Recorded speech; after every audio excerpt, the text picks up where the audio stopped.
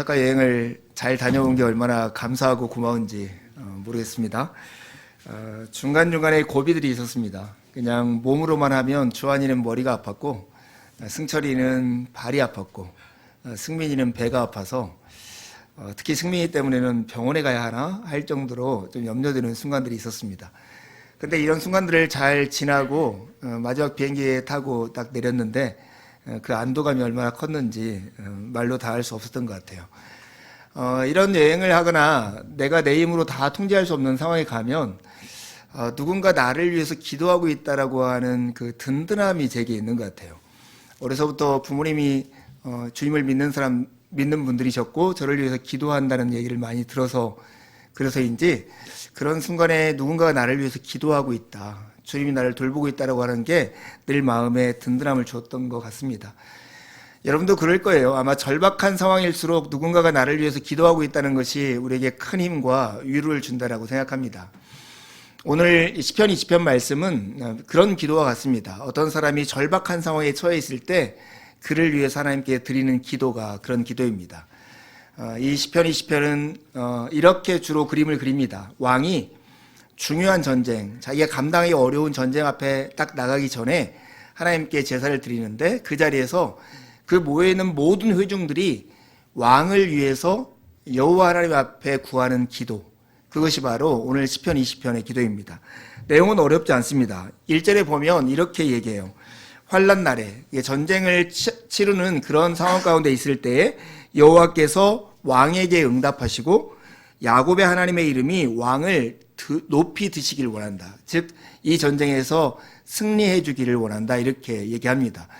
근데 이런 기도의 상황이 어떤 건가가 2절과 3절에 나와 있어요. 성소에서 너를 도와주시고 시온에서 너를 붙드시며 내 모든 소재를 기억하며 내 번제를 받아주시기를 원한다라고 얘기하죠. 그러니까 성소에서 시온성에 있는 성소에서 번제와 소제를 드리며 드리는 이 왕의 기도, 이 기도를 응답해 주시기를 원한다는 거죠. 4절이 그 내용을 구체적으로 얘기하는데요. 4절에 보면 내 마음의 소원을 허락하시고 내 모든 계획을 이루어 주시기를 원한다라고 이렇게 기도를 합니다. 그러면 이 기도에 대한 응답으로 하나님께 승리를 주시고 기도하는 모든 회중이 왕의 승리로 말미암아 개가를 부르고 하나님의 이름을 우리가 깃발로 높이며 그 승리를 찬양할 것이다 하는 얘기입니다. 우리식으로 하면 딱 이런 것 같아요. 중요한 그 경기를 앞두고 있는 국가대표, 그들을 응원하기 위해서 광장에 모여있는 백성들이 국가대표를 향해서 큰 함성을 치면서 응원가를 부르는 거예요. 우리 대표 선수들이 이번에 올림픽에 나가서 정말 금메달을 많이 따가지고 오기를 막 하는 그 마음으로 부른 응원단과 같은 기도가 오늘의 기도인 거죠. 이 왕이 우리를 대표해서 우리와 함께 전쟁에 나가는데 하나님, 왕의 마음의 소원과 그가 짠 계획이 하나님의 도우심으로 이루어져서 우리가 승리를 만끽하게 해주십시오. 이 기도가 오늘의 기도입니다. 이 기도는 사실은 그냥 의례적으로 드리는 기도가 아니라 정말 간절한 기도였어요. 왜냐하면 왕의 승리와 이 기도를 드리는 백성들의 그 미래와 현실이 막 결합되어 있기 때문에 왕이 지면 자기들이 노예로 끌려가고 왕이 이기면 오히려 많은 전리품을 얻을 수 있는 그런 결과가 자기들이 오기 때문에 진짜 간절한 기도였어요. 이 기도가 주로 역사상을 보면 나를 이끄는 지도자들을 위한 기도로 정말로 많이 쓰여졌던 그 기도가 바로 시편 20편입니다. 우리는 이런 질문을 할 수 있잖아요. 이런 전제 군주 국가에서나 가능했던 왕을 위한 기도, 이런 기도가 우리 시대에 맞나요? 안 맞잖아요. 우리 시대에 왕이 어디 있습니까? 이렇게 말할 수 있고, 이런 시편이 오늘 우리에게는 적합하지 않다라고 이해할 수도 있어요. 그래서 제가 이 시편을 준비하면서 그런 생각이 들더라고요. 민주주의라는 사회가 어떤 사회인가 하는 생각을 해봤어요. 민주주의는 국민 각자 개개인에게 나라에 대한 주권이 있다라고 인정하는 제도잖아요. 그 말을 왕이라는 말과 결부시켜서 얘기하면 딱 이런 거죠. 민주주의 국가는 모두가 왕인 나라. 그래서 협의체처럼 그 왕들이 모여서 투표를 통해서 다수의 왕들이 지지한 그 결론대로 나라를 통치하는 나라인 거예요. 어쩌면 이 왕을 위한 기도는 우리 각자 모두를 위한 기도일 수 있겠다, 이런 생각이 들었습니다. 여러분 얼마 전에 대형주사님 와가지고 천국에서 왕노릇하는 거에 대한 질문을 저에게 해가지고 한참 얘기한 적이 있는데 그것이 오늘 민주주의 사회하고 참 비슷한 것 같아요. 우리가 나중에 천국에 가면 모두가 세세토록 영원토록 왕노릇할 거라고 얘기를 합니다. 그러면 우리 모두가 왕이면 백성들은 누구예요? 모두가 왕이면 그 천국에 있는 백성들은 누가 있을까요? 이런 질문을 저 같은 사람도 할 수 있지만 유명한 신학자가 던졌어요. 세세토록 모든 사람이 왕노릇한다면 그 천국에서의 백성은 누구겠느냐? 그 신학자의 답은 이거였어요. 모든 사람이 영원토록 왕이 된다는 것은 모든 사람이 종의 자리로 내려가서 상대방을 왕처럼 섬기기 때문에 가능한 일이다. 이것이 하나님께서 인간에게 삶의 조건으로 준, 삶의 가장 행복한 조건으로 준 서로를 사랑하라는 명령과 딱 일치해요. 사랑하면 서로의 종이 되어서 서로를 왕처럼 대하죠. 예, 서로가 서로의 종이 되어서 왕처럼 섬기는 그곳, 그것이 바로 천국이고 모두가 세세토록 왕노릇하는 곳이 천국에 있다 하는 생각이 듭니다. 그래서 오늘 우리가 이 시편 20편의 기도가 막연하게 옛날 전제국가 시대의 누구를 위한 기도가 아니라 우리가 살아가는 정치 체제를 통해서 볼 수 있듯이 우리가 미래에 기대하는 하나님 나라에서의 삶을 기대하는 것처럼 우리 모두가 서로가 왕으로 인정하는 왕을 위한 모두를 위한 중보의 기도로 이해해도 문제가 없겠다는 생각이 듭니다. 실제로 여러분 정말 그렇습니다. 우리가 직장에서나 가정에서나 이렇게 사회에서나 보면 우리 모두가 각자의 위치에서 우리를 대표하는 일들을 하고 있어요. 세영이나 창호이처럼 영화를 찍는 곳에서 감독이 모든 일을 하는 것 같지만 감독만이 모든 걸 책임을 지는 거 아니겠죠. 촬영을 하는 감독이 있으면 그 사람이 그 일을 잘 하는 것이 그 모든 영화의 스태프들과 그 영화 전체 작품에 직접적인 영향을 끼치는 거죠. 그러니까 우리가 그 촬영 감독을 위해서 기도하는 것은 우리 모두의 문제와 직결되어 있는 거죠. 그가 촬영의 부분에 있어서는 왕인 거죠. 우리는 어느 분야에서든 자기가 맡은 역할에서 왕과 같이 책임감 있는 위치, 성경적으로 보면 하나님께서 은사를 주어서 하게 한 그 일들을 감당하고 있는 것입니다. 그래서 오늘 우리의 기도는 일터에서도 가정에서도 우리 사회에서도 우리가 서로를 위해서 드리는 기도일 수 있고 특히 교회 안에서 각자 다른 은사를 받은 우리가 서로를 위해서 기도하는 내용일 수도 있는 것입니다. 여러분 이런 기도를 드린 시인이 정말로 이 시인은 한 번만 이런 기도를 드린 게 아니라 삶의 긴 수간 동안 하나님께서 어떻게 일하셨는가 이런 기도에 어떻게 응답하셨는가를 경험을 통해서 알았던 것 같아요. 왕을 위해서 그런 기도를 드린 다음에 6절에서 그가 고백하는 말이 이거야. 내가 이제 아노니. 이런 오래된 경험을 통해서 그가 알게 된 정말로 복된 두 가지 사실이 있었어요. 첫 번째 사실은 하나님이 누구를 구원하시는가 하는 거였고 두 번째 사실은 누가 진짜 구원자인가 하는 사실을 알게 되었습니다. 이렇게 기도하는 백성들은 알게 되었습니다. 주님께서는 자신이 기름을 부어서 세운 왕을 구원한다는 것을, 그것도 힘찬 오른손으로 왕에게 승리를 안겨주시는 분이라는 것을 그가 알게 되었던 것입니다.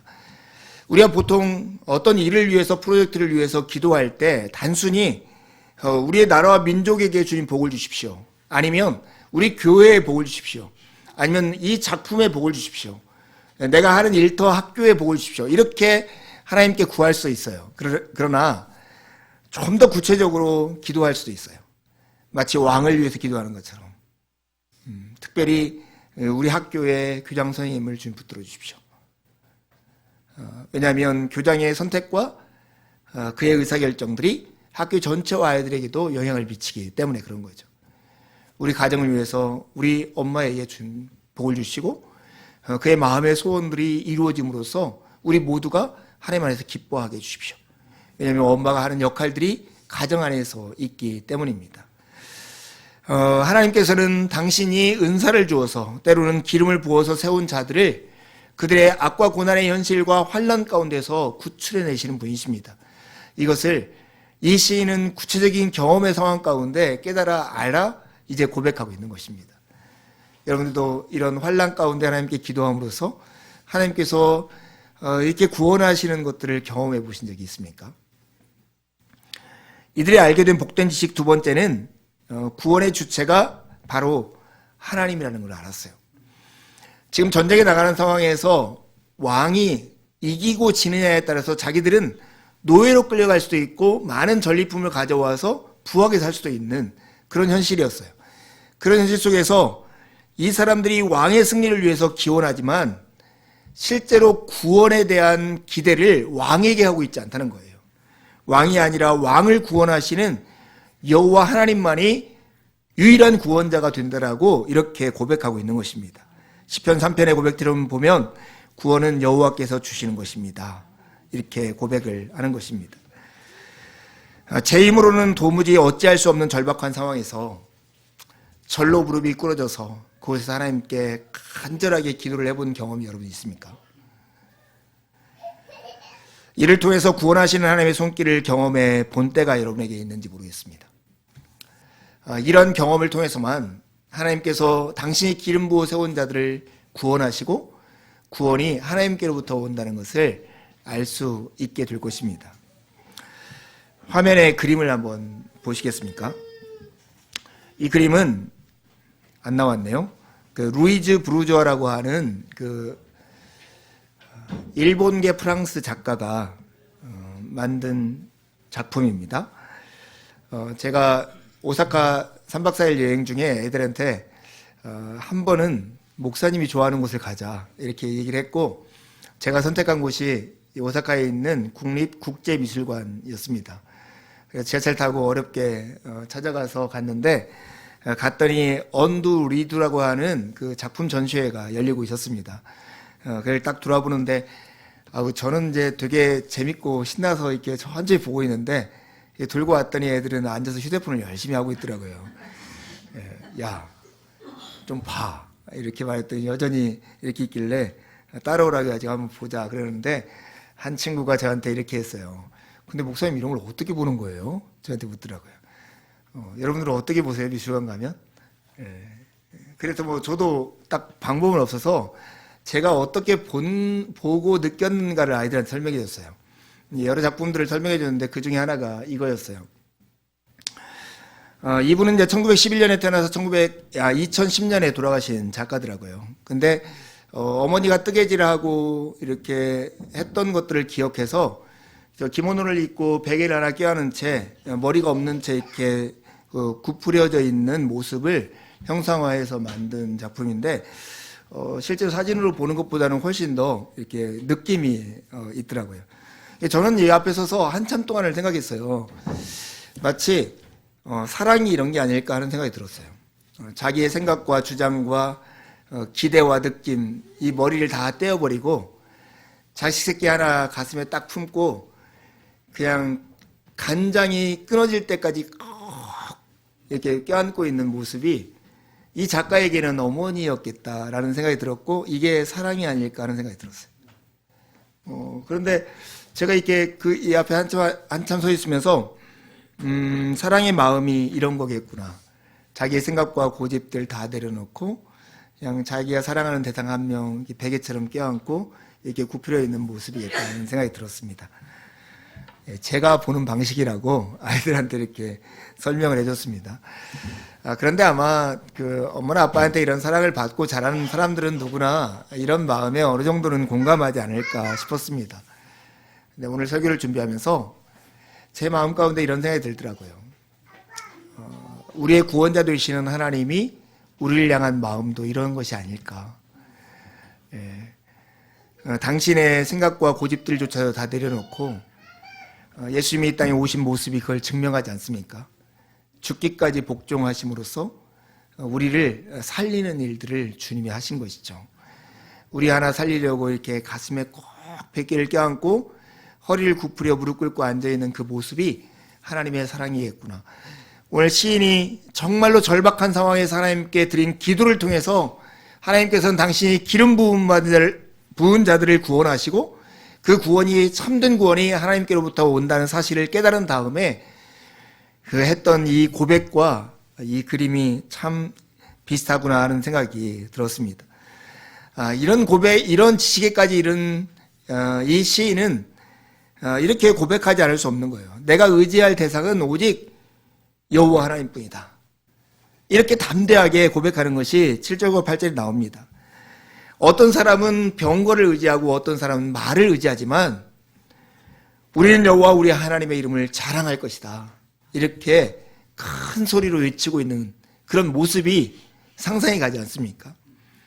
여러분, 이 장면은 어쩌면 골리앗과 다윗이 싸움하는, 그래서 블레셋에는 엄청난 많은 군대가 있고 이쪽 다윗과 다윗을 지지하는 이스라엘 백성들은 바위 틈 사이에 숨어가지고 다윗이 지면 언제 도망갈까 준비하고 있는 그런 때, 마치 이 왕이 전쟁을 준비하고 있는 모습이 그와 같았을 거예요. 대적들은 병거와 전차를 가지고 마병을 내리고 엄청나게 진치고 있는데 자기는 기껏해야 의지할 거라고는 그 사람들이 정말로 하찮게 생각하는 여호와 하나님의 이름밖에 없는 그런 처지였을 거예요. 그 사람들은 말과 병거를 의지하지만, 우리식으로 하면 그 사람들은 돈과 조직을 의지하지만, 그 사람들이 인기와 권력을 의지하지만, 이 시인은 이렇게 얘기해요. 우리는 여호와 우리 하나님의 이름을 자랑하리로다. 여러분도 그렇게 하십니까?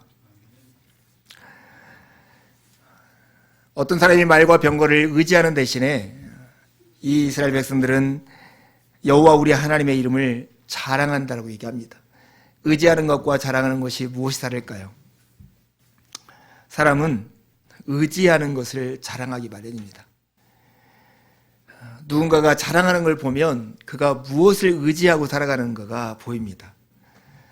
여러분, 저는 제 스스로를 돌아보는 이렇게 일종의 테스트 장치들이 몇 가지 있는데요. 그 중에 하나가 이 자랑입니다. 여러분은 어떨지 모르겠는데 제가 이제 몸된 교회 목회자로 이렇게 살고 있잖아요. 이 목회자의 세계에서는 우리 몸된 교회처럼 작은 이렇게 공동체의 교회들의 목회자는 뭔가 조금 실패한 것처럼 보이고 좀 무능한 것처럼 보이는 그런 인식들이 저변에 좀 깔려 있습니다. 그래서 이렇게 있으면 되게 뿌듯하고 당당한데 많은 목회자들 사이에 가면 뭔가 위축되고 하는 마음들이 이게 마음속에 스물스물 이렇게 올라오는 것을 느껴요. 그때 제 마음 가운데 새롭게 마음을 다잡아도 제 입에서 나오는 것들이 있어요. 그래도 우리 공동체는 이 정도 모여요. 우리 교회는 작지만 우리 교회의 소유예요. 이제 빚도 없어요. 뭐 이런 얘기를 정말 우스꽝스러운 자랑들을 다른 사람 앞에서 하는 걸 볼 때가 있거든요. 저는 그때 제 마음을 내가 이런 거 가지고 부끄러워하고 있구나, 내가 떳떳해하지 못하고 있구나 하는 것을 스스로를 자각해요. 여러분들 다른 사람을 만나서 이런 정말로 허튼 자랑들을 할 때 생각해 보면 내 마음이 허하구나 하는 걸 느낄 수 있을지 몰라요. 여러분도 그런 일이 있습니까? 저도 그러더라고요. 허튼 자랑들을 할 때 보면 내가 마음이 허하고 내가 잘못된 것을 의지하고 있는 내 마음의 상태를 이렇게 발견하곤 해요. 그때 이제 마음을 다잡죠. 그래, 내가 추상교인 것, 내가 목회자로 살아가는 것에 가장 중요한 이 라벨이 뭔가 할 때 하나님의 이름이다. 하나님이 나를 부르시고 여기 세우시고 이 일을 맡기셨다. 이 목회자뿐만 아니라 여러분이 각자 일터와 직장에서도 동일한 얘기예요.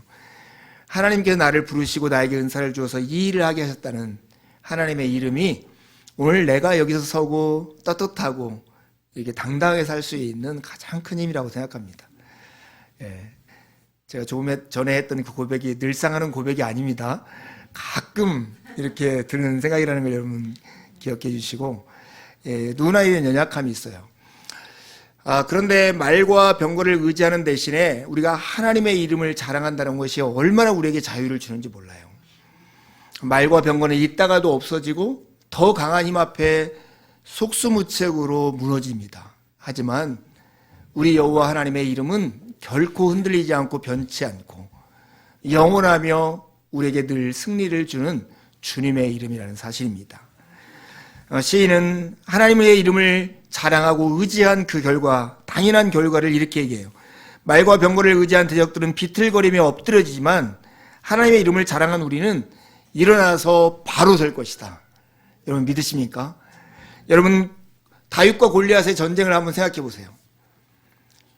지금 이스라엘 백성들은 두려움에 떨면서 숨어서 언제 도망갈까, 그냥 다윗이 엎드려지면 바로 출발하려고 준비하고 있는 자세에 있었는데, 골리앗의 뒤에 있는 블레셋 병사들과 백성들은 의기양양하게 자기들의 전차와 말을 자랑하고 있을 거라고요. 근데 이김을 주시는 하나님, 다윗의 승리가 일어났을 때 어떤 일이 일어났는가 여러분 우리가 잘 알고 있습니다. 두려워 떨던 백성들은 일어나 바로 서는데, 그렇게 의기양양했던 애들은 비틀거리며 엎드려지고 이스라엘의 칼에 죽임을 당하는 일이 있었습니다. 우리 하나님의 구원이 오늘도 우리 현실 가운데서 동일하게 일어난다는 그 믿음을 가지고 살아가는 여러분이 되기를 간절히 바랍니다. 우리의 문화는 정말 샤머니즘적 문화를 가지고 있잖아요. 샤머니즘 문화를 잘 설명하는 단어는 아마 지성이면 감천이다 하는 말일 거예요. 신령한 나무 밑에서 정한수를 떠놓고 열심히 빌면 신이 감동해서 내가 소원하는 것이 이루어질 것이다 하는 거잖아요. 이번에 일본 여행 갔을 때 일본에 가니까 그 신사들이 정말 많더라고요. 일본의 신사들은 사람이나 자연이 이렇게 죽으면 신이 됨, 그리고 신을 모셔서 사당처럼 섬기는 곳이잖아요. 우리 문화나 별 다름이 없구나 하는 그런 생각이 들었어요. 그런데 이런 샤머니즘의 특징은 뭐냐면, 이 복과 화의 근거가 뭐냐면 자기 자신에게 있는 거예요. 자기의 얼마나 자기가 정성을 다했느냐에 따라서 복과 화가 결정돼요. 그런데 여러분, 우리가 가지고 있는 신앙은 이와 정반대입니다. 우리의 미래, 우리의 복과 화의 근거가 우리 자신으로부터 원인이 되는 게 아니라 하나님에게 원인이 있다는 거예요. 만약에 내 어떠함이 복과 화를 결정해준다고 하면 그 사람은 항상 누구와 경쟁해야 하고 불안함 가운데 살 수밖에 없을 거예요. 그러나 하나님의 복이 근원이라는 것을 알고 하나님께만 우리의 구원이 있다는 것을 아는 사람이라면 이런 두려움과 불안으로부터 정말로 자유로울 수 있다는 사실입니다. 누군가 환난 중에 있을 때, 그래서 우리는 그들을 위해서 기도할 수 있습니다. 시인의 지식, 정말로 구원은 하나님께로부터 오는구나.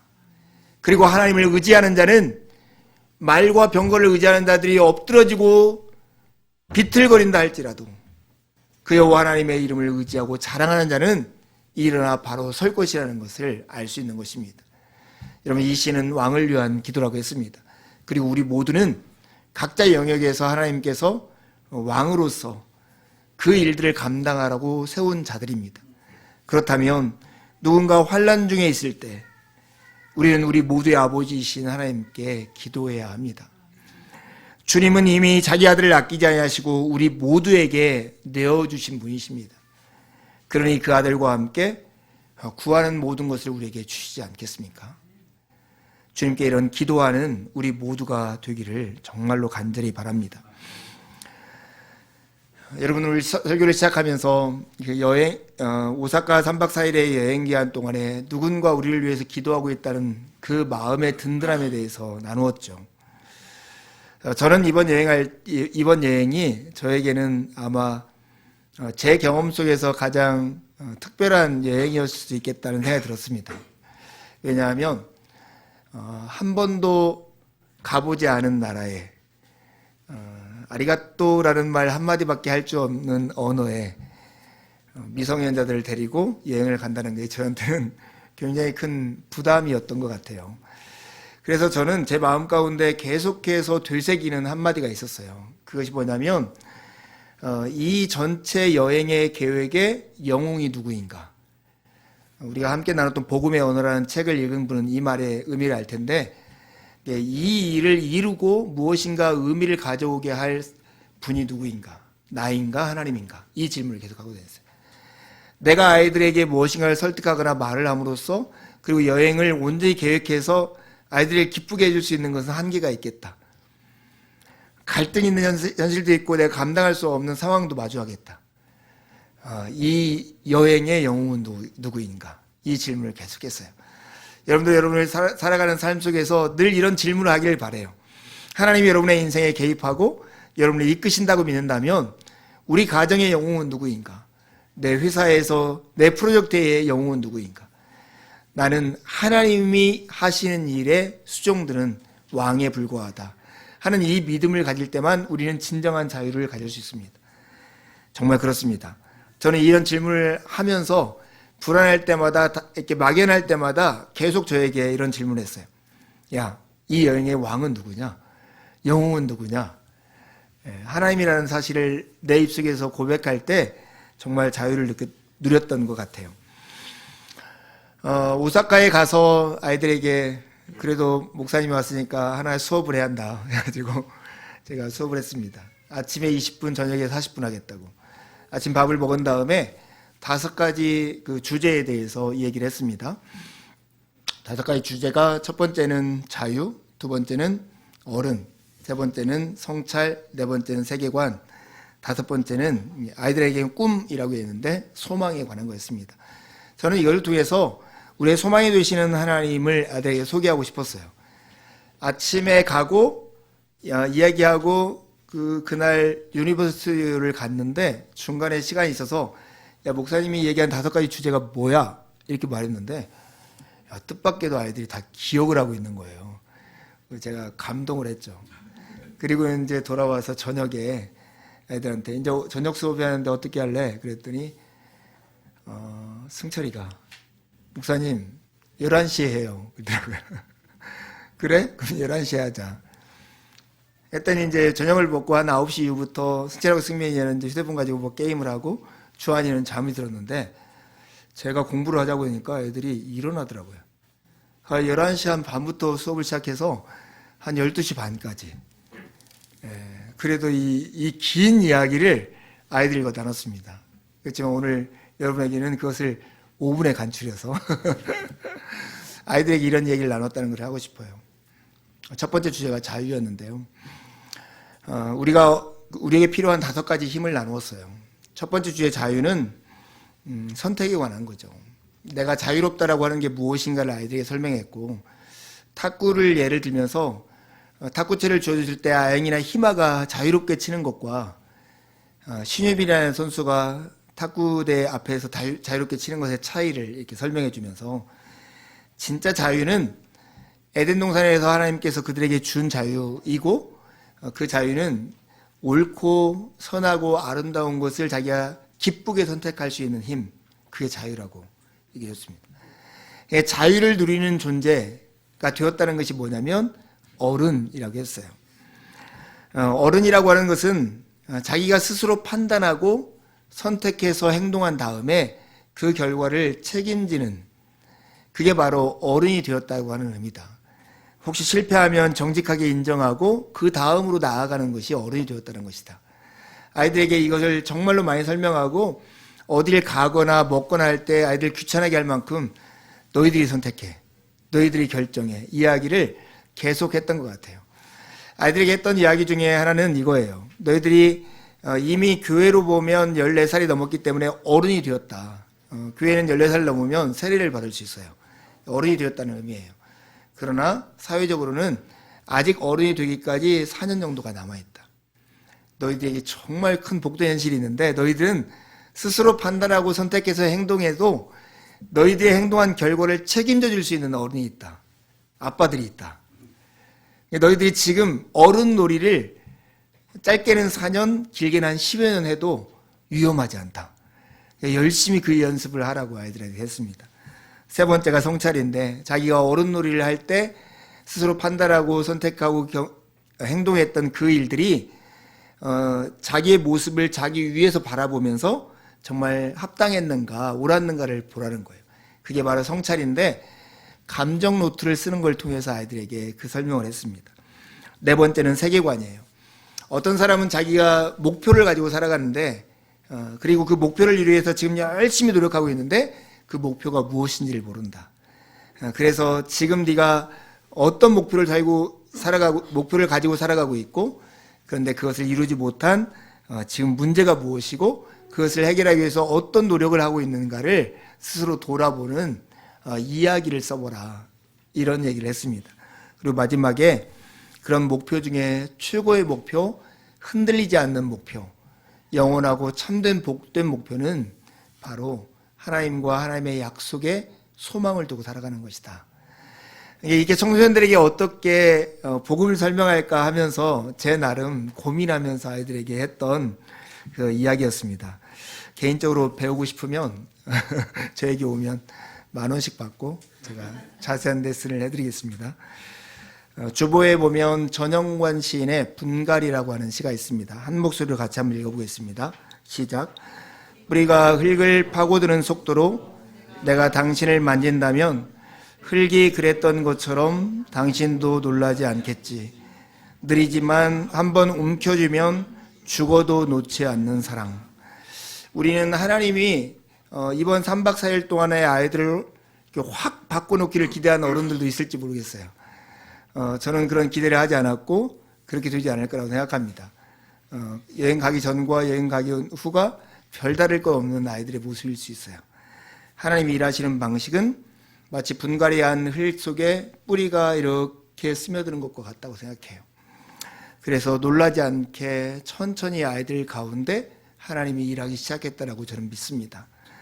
느리지만 한번 움켜쥐면 죽어도 놓지 않는 사랑의 관계가 이번 여행을 시작해서 아이들과 하나님 사이에 이루어지기를 정말로 간절한 마음으로 제가 기대하게 되었습니다. 여러분, 어른으로서 우리의 책임은 뭘까요? 왕을 위해 드렸던 이 시인의 기도처럼 오늘 우리에게 책임이 있다면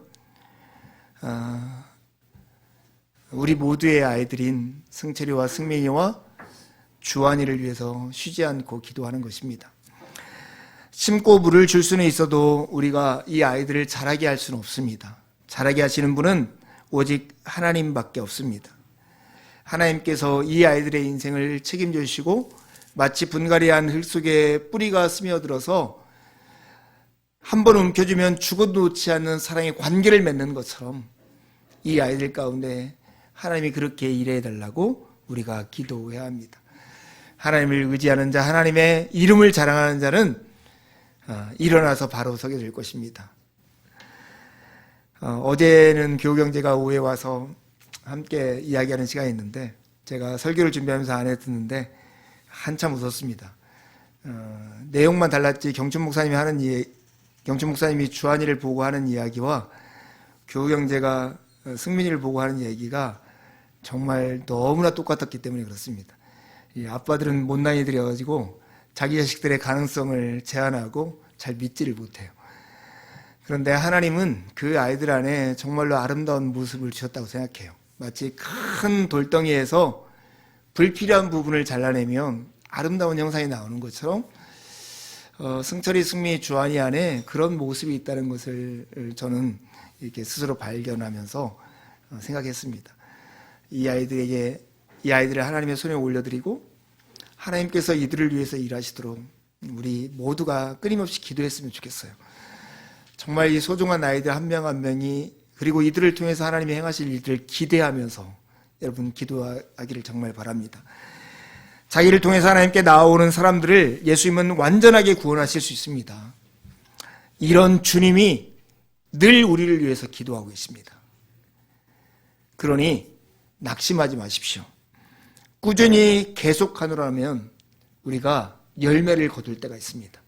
그 일에 우리 모든 교우들이 백성들이 왕을 위해서 기도하듯 이 아이들을 위해서 기도하는 그런 한 주간이 되기를 간절히 바랍니다.